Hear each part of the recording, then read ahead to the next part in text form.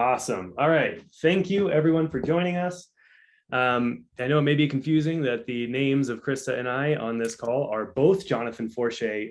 We are in fact not both Jonathan Forche, but I am. I'm the Director of Education and Community here at TurboTenant, and joining me is Krista Ruther, who is our Senior Content Marketing Writer here at TurboTenant. So thank you again for joining us.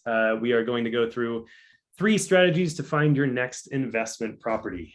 If you're not familiar with TurboTenant, we are a all-in-one software solution for landlords to manage their properties. So this obviously is our bread and butter. And we know that all of you are very interested in all of the strategies that you could possibly pick up for finding your next great investment property.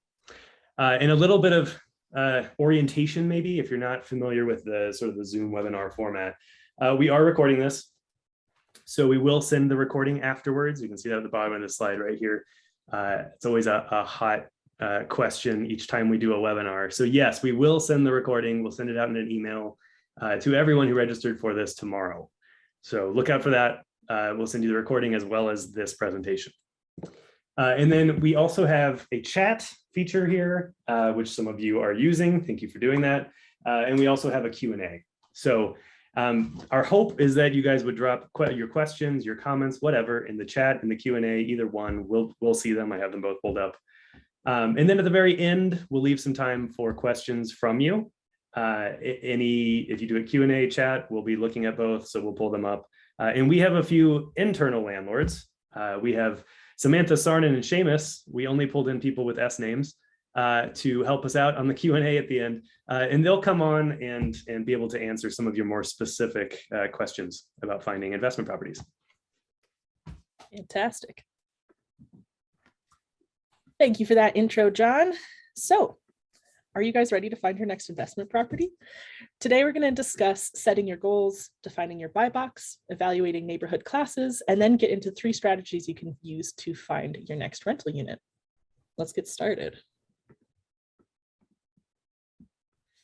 So, it's important to note that many landlords either inherit their first rental property or cash in on an existing property that they can rent out.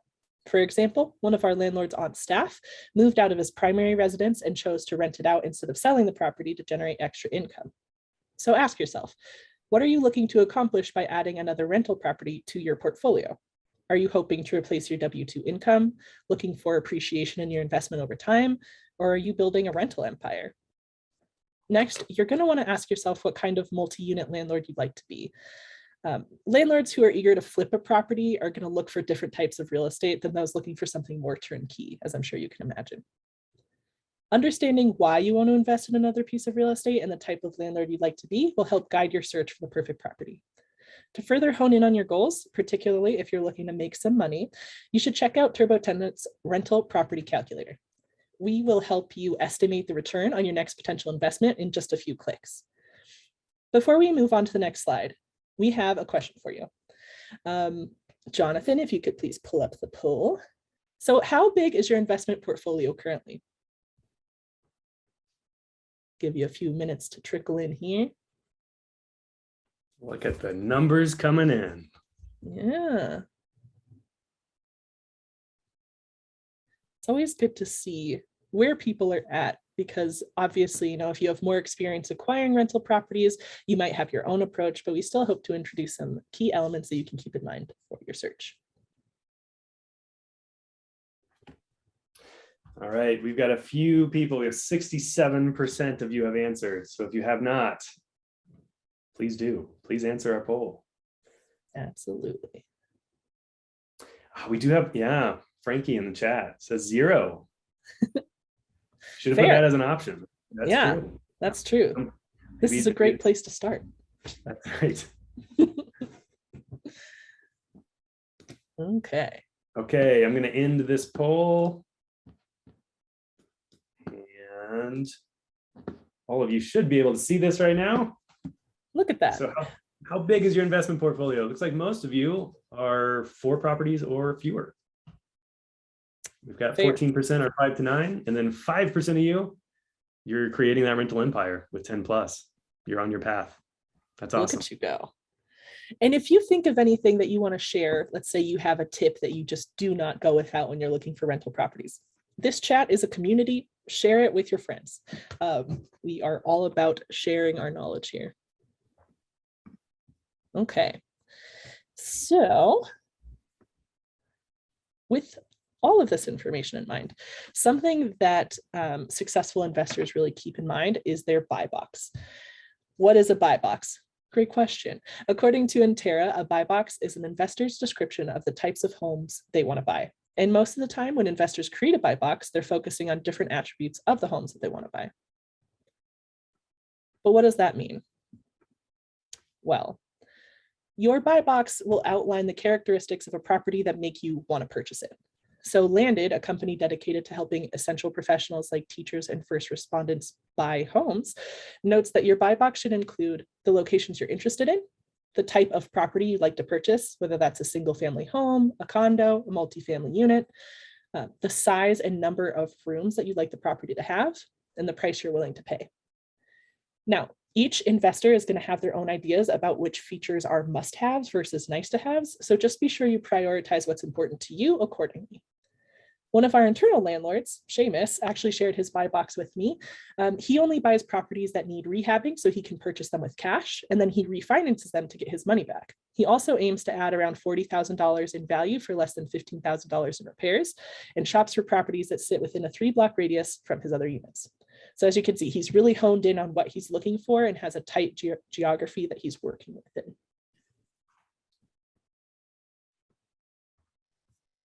But if you are not tethered by a certain location, you'll still want to consider what the attributes of the neighborhoods are so you can find a property that meets your needs. To that end, you can use the neighborhood classification or property classification system to find a location that fits your goals and the type of landlord you'd like to be. Neighborhood classifications are established by compiling community aspects. So think of like the age and condition of the homes, recent community renovations, general landscaping, area amenities, the local crime rate, jobs, average tenant income, average property price, et cetera, et cetera, et cetera. All of these factors come together to denote a class for the neighborhood or property. So generally speaking, there are 4 neighborhood classes, and each grouping has its own pros and cons. Class A and B properties typically require less maintenance, have higher income residents, and are considered to be lower risk investments. But they usually have shorter term tenants and lower returns on investment. Class C and D properties usually have more maintenance issues, lower income residents, and are higher risk investments, but with more affordable properties and higher returns. So if you look at this visual with me, this came from Coach Carson. He is a real estate investing coach. So according to his website, he focuses his portfolio on Clemson, North Carolina, which is a college town. So his Class A locations here, this neighborhood, are the ones that are closest to the university campus and the downtown district. Class B is a little bit further away, but it still provides easy access to downtown and the university. And he notes that that's still close enough to attract tenants and buyers, so a good location. Class C is even further away, but he says that some of the best cash flow properties are available in this location. And while Coach Carson doesn't label a Class D neighborhood, I would assume it would be somewhere even further away, maybe something up here, just based on the location alone. Bear in mind that neighborhood classes are highly subjective. So at the end of the day, remembering your goals and specific buy box characteristics in conjunction with evaluating potential neighborhoods is the way to go.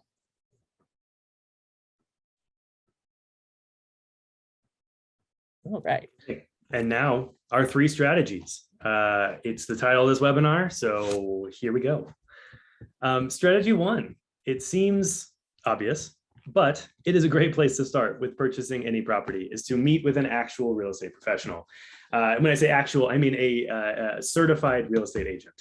There is training they have to go through. In some states, it's a lot of training. Texas, for instance, is 180 hours of training that you have to go through before you are before you can even sit for the licensing exam. So real estate professionals, they definitely know what they're doing. It's very easy to find a good one. This is where I would say, lean on word of mouth, lean on referrals. Your lender, if you already own property, your lender would be a great place to start. Ask them if they know any real estate agents who specialize in rental properties, because it is a little bit different. It's definitely a more unique way of finding and purchasing properties than if you're looking for a primary residence. Some of the the details of the mortgage are a little different if you're buying a second home or third or fourth or fifth home, as well as, you might be looking for a multifamily property. That likely you're not using a multifamily property as your primary residence. Maybe you are, it's possible. But it's important when you meet with a real estate professional to share your goals in your buy box, as we were just talking about. Communicate your long-term plan. Will you need the flexibility? Are you going to go with short-term rentals? You're going to go with long-term rentals. Make sure the zoning is all aligns for that property with what you actually want to do with it. Is there an HOA? If so, what are their rules? And then we also have a pro tip here that, if you're comfortable surfing the web, which hopefully you are, we recommend tapping into your local MLS sites in conjunction with all of the other strategies. That's where you will actually see, what is for sale, what is available on the market. Can be a very good way to sort of test the waters and start to make those plans that you have in your head, compare them to the reality of what your local market is actually doing and what you can afford. Absolutely. And then, the other benefit to working with a real estate agent is the ability to tour properties. They can submit an offer for you. They can do all of the paperwork, which there's a lot. There's a certain type of entrepreneur who thinks working in real estate, you don't have to use a real estate agent.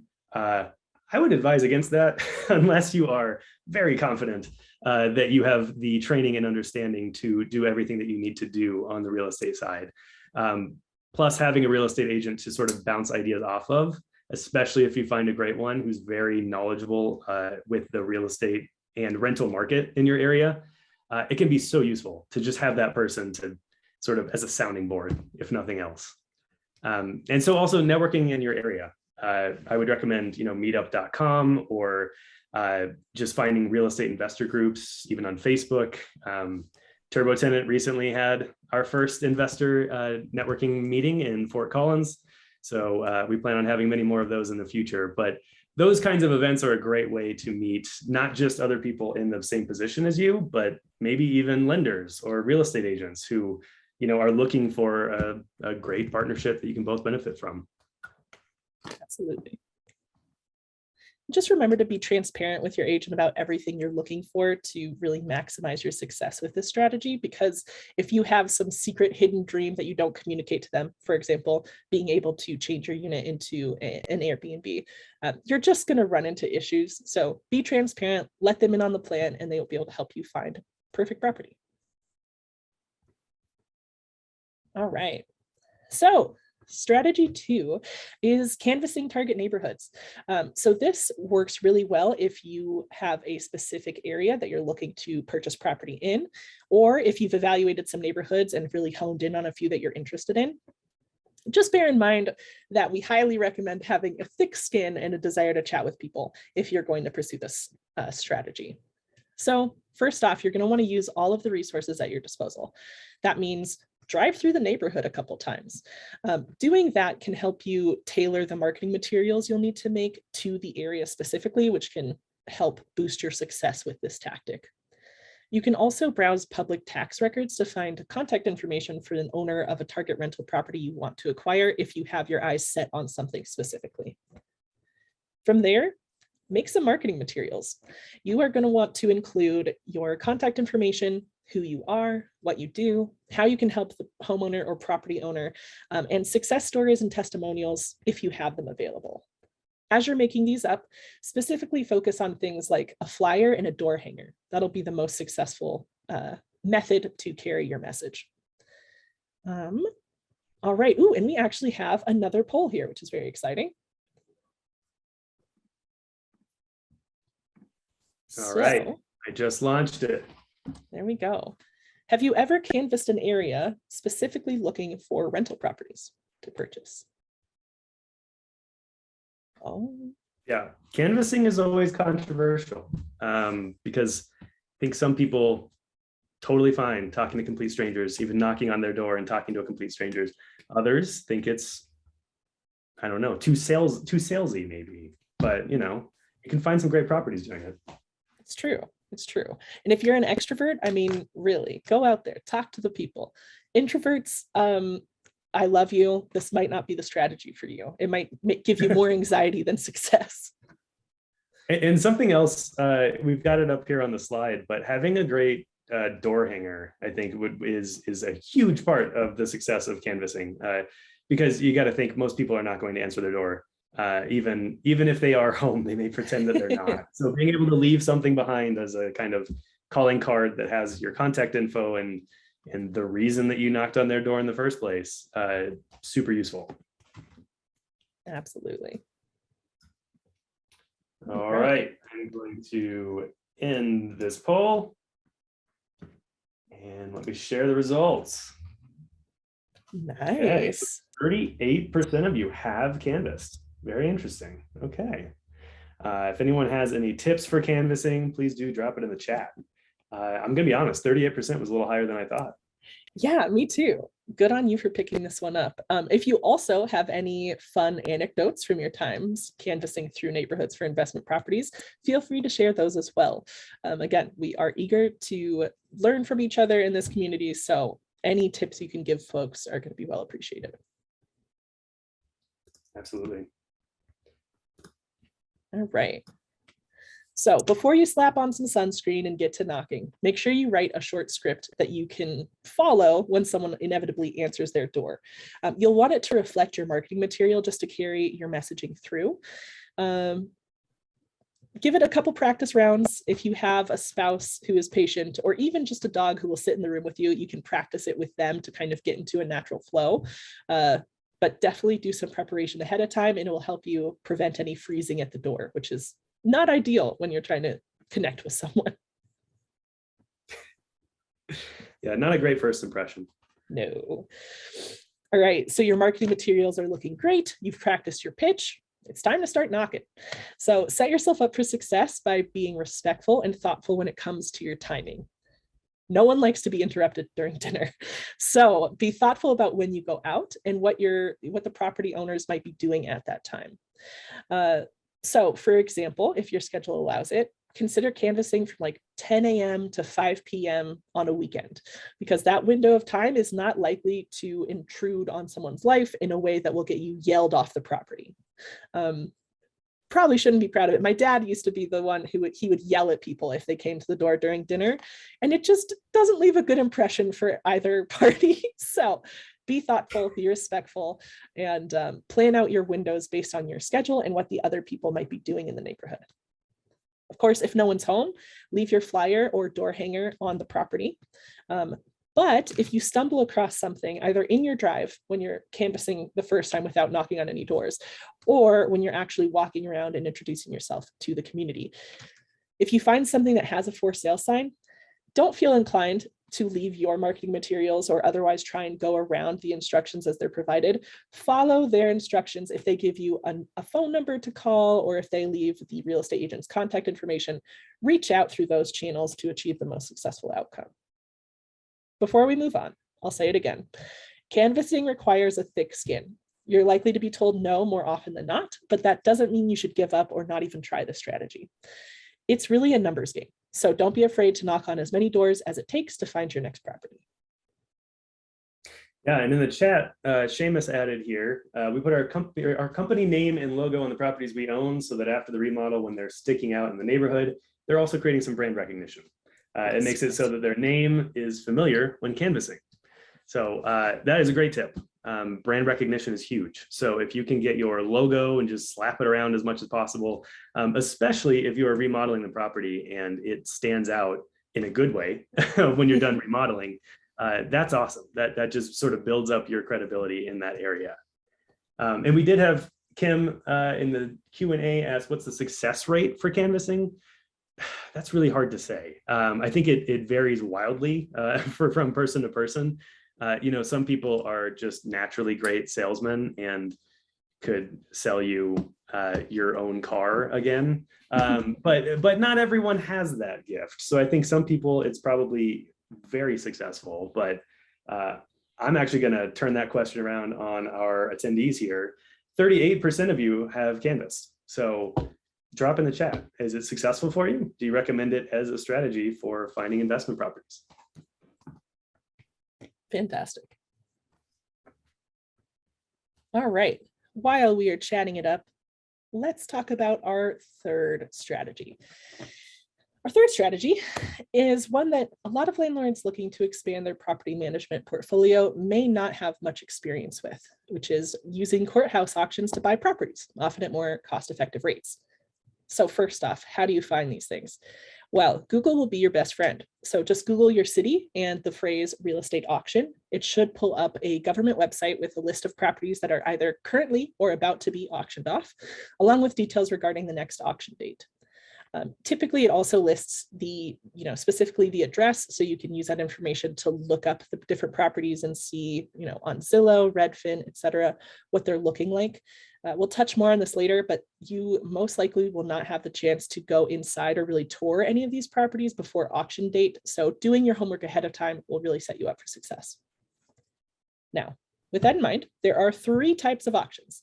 There's an absolute auction in which the highest bidder wins. And typically these attract the most bidders because there is no minimum bid and all sales are final. Then there's a minimum bid auction, which, as the name suggests, means there's a minimum price that will be accepted for specific properties, and it's usually announced before bidding begins on a property. The minimum bid itself, the amount, is usually the balance owed on the mortgage in the case of foreclosure, or taxes owed if there is a tax lien on the property. And the third type of auction is a reserve auction. So these bids are more like offers that the seller can accept or reject. The seller usually has their own minimum bid in mind, but they don't tell anyone with the hopes of getting as much money as possible for the property. All right. Now, a little bit more knowledge to drop upon you. There are 2 types of bidding systems. There are open bids, in which bidders know the amount of any other bid that has been made on the property. You might imagine that this is preferred by bidders because they can make bids according to what other people have already done. And then there are blind bids. In blind bidding systems, bidders don't know what anyone else is offering, which is why this is usually preferred by sellers, once again, trying to maximize their bottom line. When it comes to financing a courthouse auction purchase, it's important to note that most auctions require cash or cashier's checks as payment. It's possible that they might allow some financing options like delayed financing or hard cash loans, but be sure to check your local rules before heading into an auction so you have whatever you need on hand. Otherwise, you could lose out on the bid. Speaking of financing options, I know how to talk. Delayed financing allows you to pay for the property up front, then immediately refinance it to take out equity. Just keep in mind that the strategy is heavily contingent on the condition of the home, and it might be impossible if you're purchasing a true fixer-upper. Alternatively, you could pursue a hard cash loan, which can be great for investors who aren't looking to live in the property. Flippers tend to get the most mileage out of this type of loan because they offer high interest rates paired with a short repayment term. Okay. You thought we were done. We're not. There's still more that you need to know about courthouse auctions. They're a little bit more complicated than the other 2 strategies we've listed here today. So if you decide to pursue courthouse auctions to purchase real estate, just bear in mind that properties are sold as is. You likely will not be able to see the interior or tour the property at all before purchasing. Do not sneakily, you can drive by, but don't be a creep. Do not look in the windows. You really need to just take it at face value. And that's why this type of strategy is a little bit riskier. And it's for more experienced investors, in my opinion. Also, as a buyer, you will be responsible for doing your due diligence to ensure that the title is held free and clear. If you don't, then you'll have to pay off any liens on the title once you acquire it. Last thing to note is that the property could revert to the previous owners if they are able to bring their mortgage current, create a forbearance plan, or negotiate a short sale. So A property auction means that the property is really only yours once you have the title. There are a lot of steps that the current owner can try to take to save the property. So again, a little bit riskier, but it can be well worth it because you can get properties at a more cost-effective rate than you would just out in the market.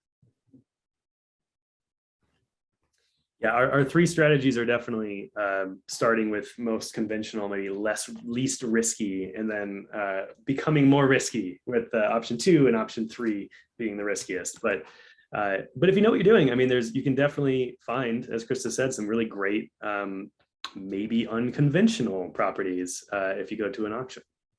Absolutely. So all in all, we encourage you to take calculated risks.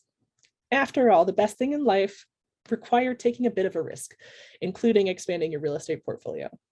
So whether you decide to find your next property by working with a real estate agent well-versed in rental properties, canvassing local neighborhoods, or throwing down in an auction, just remember to keep your goals at the forefront. Let your buy box guide your property search, and we're confident you'll find a unit that you and your future tenants will love. Awesome. All right. Well, with that, we're going to open it up for questions. We have a few in our chat here. I know that, let's see, where was that? There was one of them that looks like Seamus already answered, which is who decides the classes, the class A, B, C, and D that we were talking about. And it was put in the Q&A, but I do want to stress that it's actually a strategy taken from commercial real estate, being able to say it's a class A, B, or C. There is no set standard for it. So it is very subjective, which means my class A may not be Krista's class A. It really depends on our particular buy boxes, which is why we really recommend establishing that before you do anything else. Understanding what type of property do you want, and what location are you looking at, because that's also going to determine what kind of renters are you going to get. You know, if you're near a college, you're probably going to have college students as your renters. So evaluating all of that is going to be really helpful for figuring out how close you want to be to that college, for instance. Absolutely. And just to build off that as well, really honing in on your goals, like in the example with Coach Carson's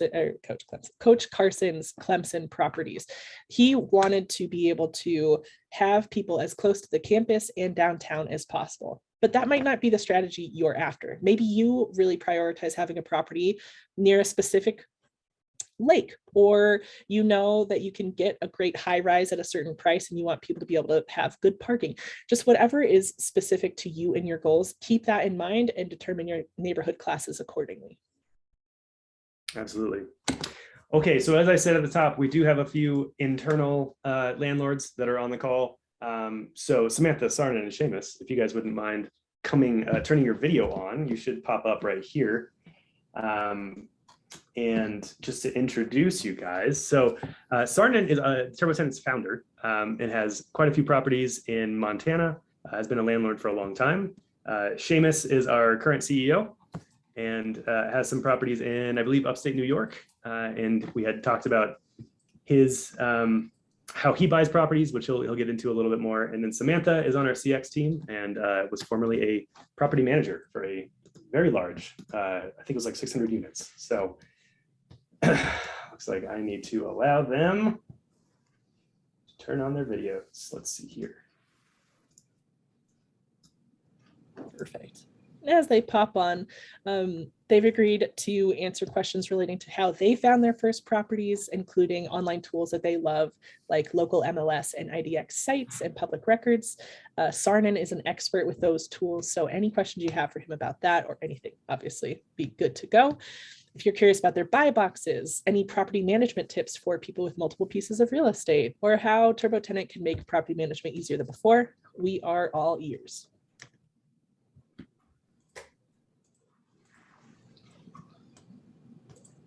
Hello, Samantha. Hello. All right, and there are Sarnan and Seamus. All right, guys, thanks for joining. Sarnan, let's start with you. We kind of mentioned Seamus's buy box criteria, but Sarnan, I know you have identified your own. Could you go through how you did that? Yeah, absolutely. I've purchased about 50 rental properties, and I'm to the point now where some of my main criteria, first off, it's a little cliche, but like location, location, location. Like I want a quality, and I look at macro to micro, like good town, good neighborhood, and then down to like a good street. I mean, one of my dad's advice was like buy the worst property on the best street, and it's going to be hard for that property value to go down. If you put some sweat equity into it, it's going to be a very safe investment to go up. I'm to the point now where I try to get all my properties within about a 1 mile radius. That's not so much for the micro location as much as it's for like management and ease and efficiency. So location, number one, financials, number two, the rental property calculator, looking at that, looking at the price per square foot. In College Town, price per bedroom is really important because most of your rents are going to be based off of, on a per person or per bedroom basis. And then just knowing comps and having a good feel, is this a good deal in the market that I'm in? So having a good financials. So location, financials, functional layout. I've been in some properties that, you have like a 6.5 foot ceiling in a bedroom with pipes running through it. And you ask yourself, like, is this a good layout for the property? Like maybe there's a reason it's sat and hasn't sold. So always like the functional layout. Structural integrity. We bought one property that was built in 1892 and we had to completely re-jack up the foundation, put a new roof on it, and do some really expensive stuff that really didn't help with rents. I joke that there's a reason like roof isn't an amenity on Zillow, like because it's just like assumed, and so putting money into that doesn't really help rentals or help rentability. So I much prefer having good structural integrity and put the money into like things that renters like new carpet, new paint, new appliances, things like that. Those are the types of fix-ups that I like to do. And then kind of my final one is what I call like a livability test. And I asked myself, would I have wanted to live in this property at some point in my life? It doesn't have to be today, but like when I was in college, when I was just starting out as a family, when I was, single, whenever it was, is this a property that I would have liked to live in? And if that's a no, it kind of takes that property off the list. If it's a yes, that's something I'm much more interested in. So buy box, location, financials, functional layout, good structural integrity, and I would have liked to have lived in this. Yeah, those are some great tips. I especially like that last one, putting yourself in your prospective tenant's shoes of, if this place is really just not pleasant to live in, why should I expect anyone to pay me to do so? That's definitely a good tip. One other thing on that, I have actually lived in most of them, and there's no better way to like know and figure out what's needed and to be able to market or talk about a property than living in it yourself, whether it's for 3 months or a year. That's something to consider, particularly if you don't have a real set residence and you're willing to move into a rental. I think you can really get to understand it very well. So over half the rental properties I've actually lived in. Wow. It also, just to add to that, it also creates like natural canvassing. So the canvassing that we do is, so I own the rental properties with some siblings, and one of my brothers actually lives in the neighborhood or down near the neighborhood, right? And so, and lived in one of the properties for a long time as well. And so just through meeting the neighbors, it actually led to a lot of the other purchases we've done in that area, which is why such a tight location that we're able to kind of continuously buy in despite having such a strict kind of 3-block radius. Yeah, that's awesome. And what you dropped in the chat earlier about getting that sort of brand recognition, right, with your rental properties. People start to understand, oh yeah, okay, it's that group buying another property. Exactly. So Samantha, you were previously property manager for, did I have that right? 600 properties, is that right? 600 units? Yeah, so I worked for large multifamily management companies. My average portfolio was about 450 units, but at its max, I capped out at 1150. Wow. At one time. Okay. Do you have any tips for people who are, anyone on the call who is wanting to have that many properties eventually? Say they're aiming for 1150. what should they know? Yeah, from the property manager standpoint, I would say a big key to that is staying organized and communicating. So we do have some tools in TurboTenant that help you with that, from storing your documents, whether it's your insurance contract so that you know that your policy is coming up on expiration, or communicating with your tenants via messaging. We also provide a read receipt there, which is really nice, so your tenants can't say they didn't get it. And then we also have an activity log. So if you talk to your tenants about, let's say they wanted to pay their rent a few days late and you made a verbal agreement with them, you can record that information in the activity log so that you can reference it later, but it doesn't necessarily share it with the tenant. So that also works really well for providing violations or neighborly complaints that you may have, which certainly helps if you have multiple properties or units next to each other. Yeah, that's awesome. That's a great tool. I see Kathy in the chat here says she always advertises on TurboTenant and loves the applicants that she gets. Thanks, Kathy. That's great to hear. We also had Kyle in the chat ask, any experience or advice for buying a foreclosed property with the intent to transform into a rental with some sweat equity? Any of the three of you have any advice there?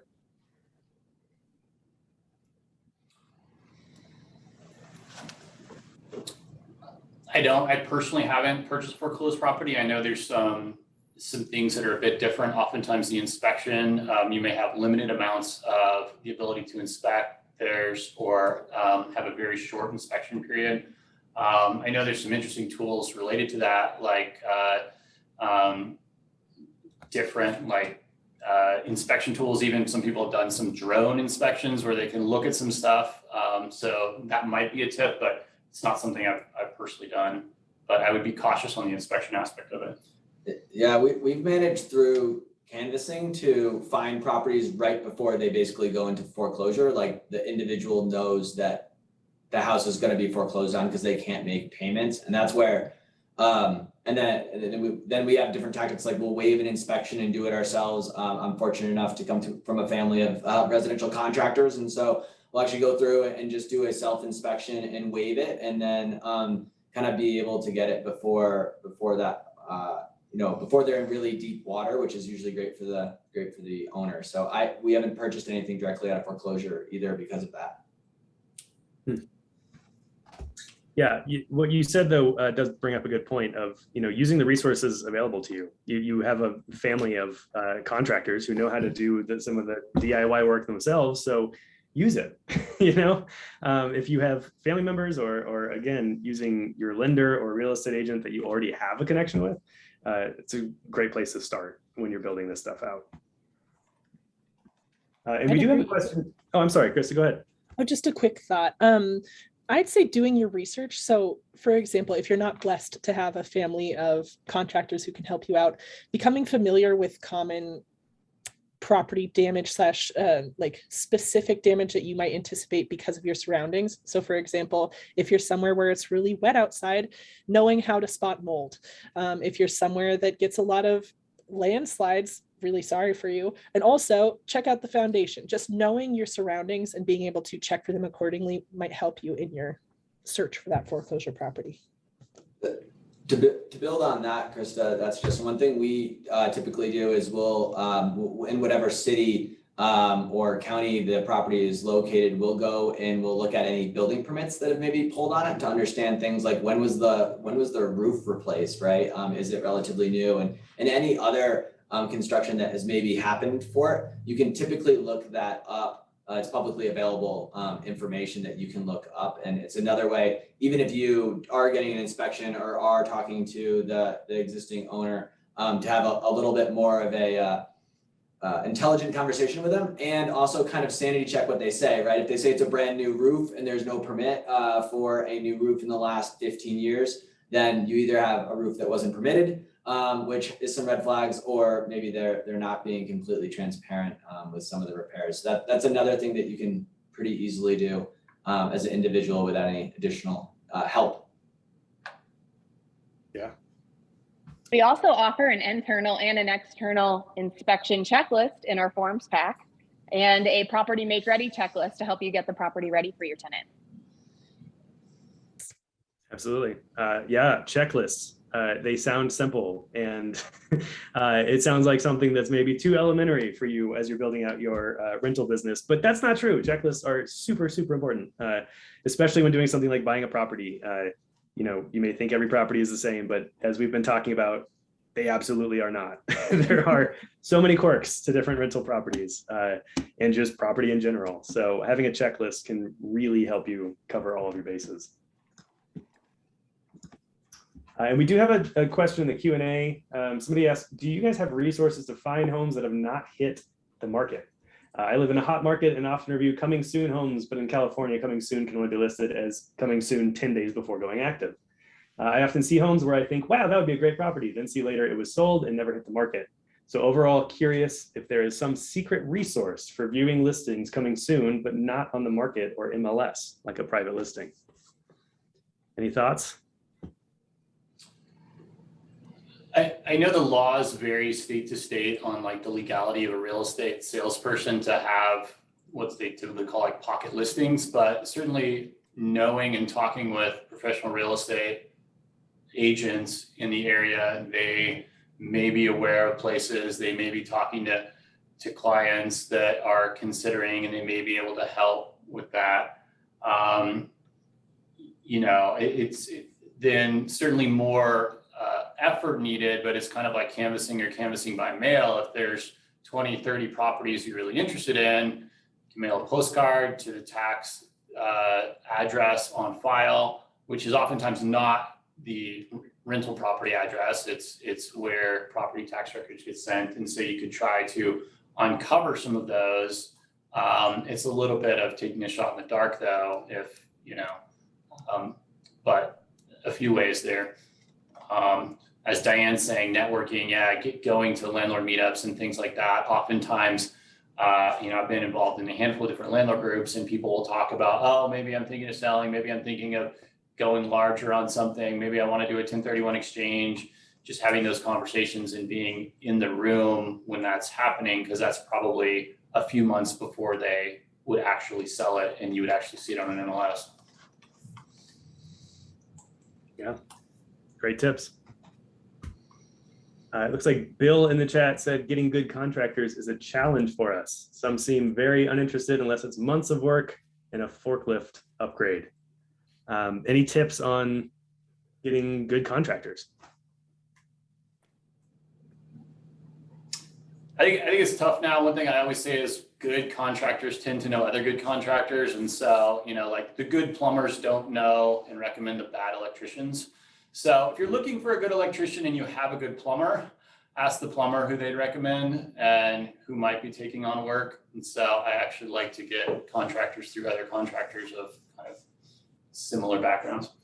Yeah, I would also say it's worth when you're talking to a contractor, also just letting them know the situation you're in terms of like you're buying this as an investment property, which means it's going to be vacant while they do the work. That's actually very attractive to a lot of contractors. And you can let them know that your goal is to buy more of these down the road, right? Which means more continuous work and doing that work for the same individual over time, which a lot of contractors prefer. That's not going to necessarily make up for the fact that a lot of people have been doing home remodeling projects over the last 2 years, right? New additions and large projects, really large price tags, but those are the things that can be really appetizing. And then I know from working as a residential contractor for my father's company for 6 years through college summers, is that just when you do have a contractor, treating them really well, bringing out lemonade or Coke or some cookies and little things like that in the middle of the day, they actually go a really long ways. And they took jobs that honestly sucked, like roofing or insulation or other things like that. And you immediately elevated your customers' kind of opinion of them in their mind. And so I think if you do have a good contractor, do whatever you need to do to keep them happy. Even things like my father's customers would send Christmas cards, right, with gift certificates and stuff like that. So if you get a great one, hold on to them, I would say really tight and bribe them, friendly bribes along the way. Yeah, I think plus one on that and along the same lines, paying them quickly. I mean, so many contractors are used to having to badger their own clients to get paid. So paying them quickly. I mean, we had a plumber, we managed 300 units. We had a plumber that if you just called them, they'd say, oh, we're like 3 weeks out. But the amount of work that we gave them and knowing that we paid within days of getting invoiced, if we'd call, they'd be like, all right, we can be there today, you know, and so just getting that good rapport going. Yeah, be nice to your contractor. That seems to be the overall theme here. Cover Find that, a good don't one. Share that with other people either. Yeah, that's a good point. Bill says he's done tacos and bottles of water. Always good, especially in the summer, especially for, you know, if your contractor's digging under your house or in your attic or something. Yeah, think about how horrible that can be. Yeah. We had Patty in the chat, said they started purchasing in the last few months and have 3 condos now. In their area, it seems that they have to put in an offer ASAP or it's sold, so no time for reviewing county records, etc. And when they're getting a loan, they lose out to a cash buyer even with a loan pre-approval letter. Is this common nationwide or just in hot real estate areas? And they're in the DC area for context. Patty, the housing market has been insane. The last 2 years have been totally nuts. I'm sure everybody on this call already knows that, but just it's worth repeating. Things are definitely starting to cool off. I see Diana said that their market in Colorado has become more balanced. We are also in Colorado, and that's true. I think things are kind of plateauing. Definitely helped along by the recent mortgage, their interest rate hike that happened last week. There's definitely a low right now in mortgage applications, but it's still crazy. And it's still crazy because the right kinds of houses were not being built for a while. So home builders were making the luxury homes, not necessarily the starter homes. And millennials, which are now, by the way, the largest generation in America, had nowhere to move into. They had no houses to buy, basically. They were completely priced out. So I think it's going to be a while before we start to see prices start to come down. I think things have kind of plateaued. Hopefully they won't keep going up and price out investors like all of the fine people on this call. But yeah, it's definitely an issue nationwide. It's not just DC. Anyone have anything to add on to that?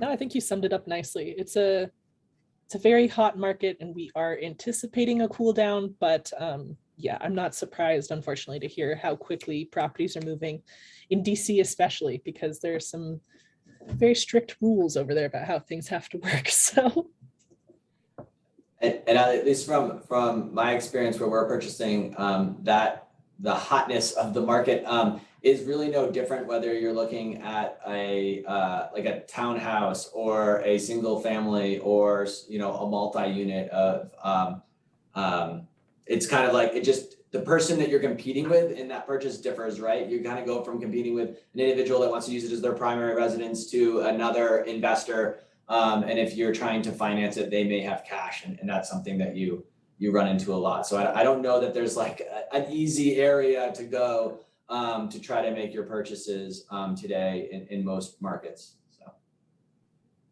Yep. Yeah, I know the question came up before too. Why does Seamus only buy in a small geographical area? And Sarnan said he does the same. And I don't want to speak for you guys, but I think that's a big part of it, right? Is that you don't have to learn a totally new area. You already know the area. It's just a matter of actually getting the property. Yeah, I think being comfortable, one thing, it's less about finding the property, but maybe more about landing it, is the good properties will go fast. And so if you need to learn if it's a good deal, it's probably already going to be gone by the time you figure it out. So being ready to move quickly, I think is very important, because you cannot move slowly and get a great deal right now. I don't believe. That's a really good point that Kathy shared, just in terms of easier to show your properties. The other thing we do is we've got one of our properties with a garage that we don't rent out, and we actually keep supplies for managing the other properties we have nearby in that garage, which is really awesome, so that anyone can swing by. You don't need a truck or anything like that, can kind of swing by and grab some of the the simple things that you may need to snake a drain or something like that, which is another reason proximity has been really beneficial to us. But you got to be patient. We can only grow as fast as the area allows us to grow and properties come up for sale. And so because we are patient in it for the long haul, that hasn't been a problem. Awesome. Yeah. Okay, well, I don't see any more questions in the Q&A or in the chat. If you have any, please drop them in there. But we are sort of nearing the end of our hour together. So I'm going to open it to Seamus, Sarnan, and Samantha. Do you have any just kind of general other tips or other lessons you've learned investing in real estate that we haven't covered already? It's a very little one, but it goes to this top bullet point. When looking on MLS IDX, at least here in Northern Colorado, if I'm trying to look at like what is most recent, you can sort by the MLS number. And so I always sort by MLS number, highest to lowest. And at least our local MLS will update like every 20 to 30 minutes. And so I can just refresh it a couple times and literally see what has hit the market in the last 20 to 30 minutes. So I've used that before, and some of them I've put in an offer within 60 minutes of it hitting the market publicly. So that's an interesting little tip. And I don't know how many MLSs are like that, but I think many allow that functionality to sort by MLS number, which is usually sequential. That's a great tip.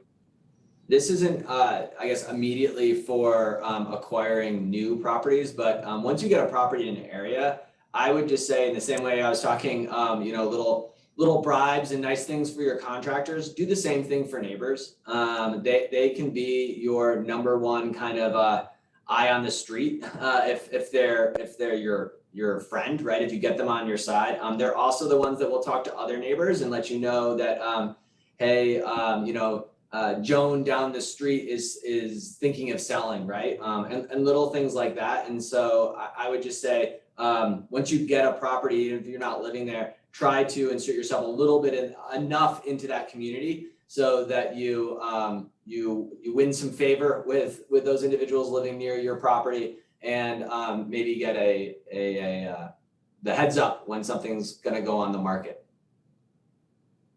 It's a great tip. All right.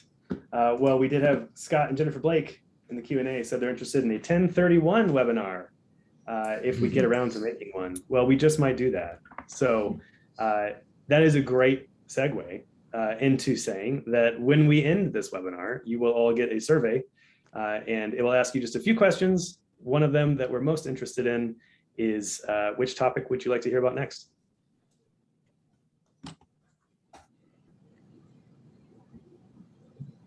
Will the slides be available? Yes, they will, Patty. We will send an email tomorrow. It will have this video and the slides. And with that, from our guests, any closing thoughts?